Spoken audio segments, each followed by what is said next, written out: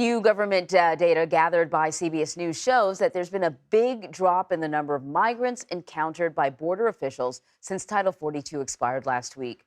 The Biden administration says its new rules are deterring asylum seekers from trying to enter the U.S. Nicole Sganga is joining me now from Brownsville, Texas, with more on what is going on there. So Brownsville has been kind of like the center of a lot of concern, but we have these new numbers now. What more are we learning about the numbers of migrants attempting to cross now?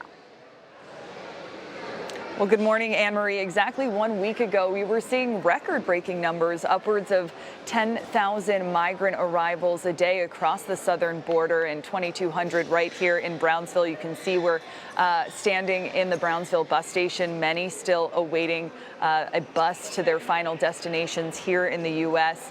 This spurred by, an uptick in Venezuelan asylum seekers. Thursday, when Title 42 was lifted at midnight, we were along the Rio Grande, along the razor wire with U.S. Border Patrol, and it was quiet. You mentioned some of those numbers. On Friday, we saw some 6,200 migrant arrivals across the southern border, the number dropping even further on Saturday to 4,200. But just to put it in context for our viewers, these are still historically high numbers. These are numbers we were seeing back in March of this year, and we have still seen a consistently high level of asylum seekers trying to come to the United States. Despite this, the Secretary of Homeland Security, Alejandro Mayorkas, touting this perhaps as a success story, that there has been, in fact, a dip of roughly 50% in the number of migrant arrivals over the past couple of days. I think it's good for you to put those numbers in perspective. So former South Carolina governor and 2024 presidential hopeful Nikki Haley was on Face the Nation on Sunday, and she talked a little bit about this issue. Let's play what she had to say. This is a crisis created by Republicans and Democrats. This very much should have been dealt with a long time ago, and it wasn't. What I would do is, first of all, do the mandatory E-Verify. I would defund sanctuary cities.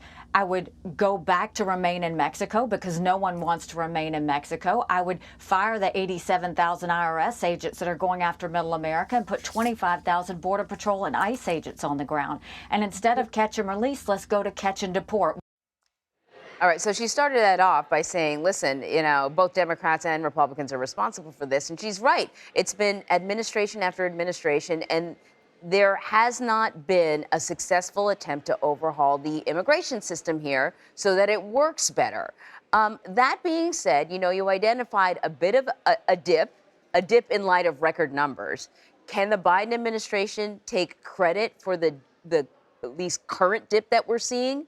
Or is there an expectation that, there was such a ramp up before Title 42 expired that, maybe there's a dip, but things might just sort of continue to rev back up again?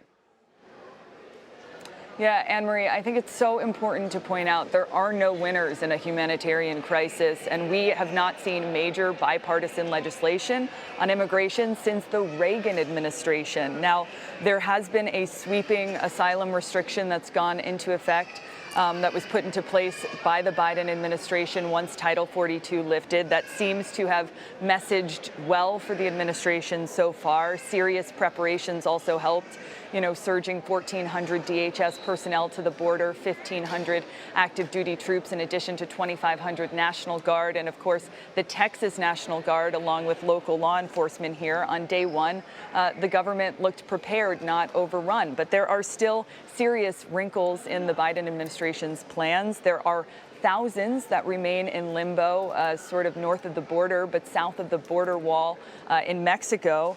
And their fates hang in the balance of an app. It's called the CBP One app that is highly flawed, that is, only accessed by a phone. And so to now have this very narrow path of asylum that is only accessed for those most vulnerable who have access to technology is a real challenge, for asylum in this country, on top of many legal challenges that this administration also now faces. There you go. It's a big issue and, a conundrum. Nicole Sganga, thank you very much.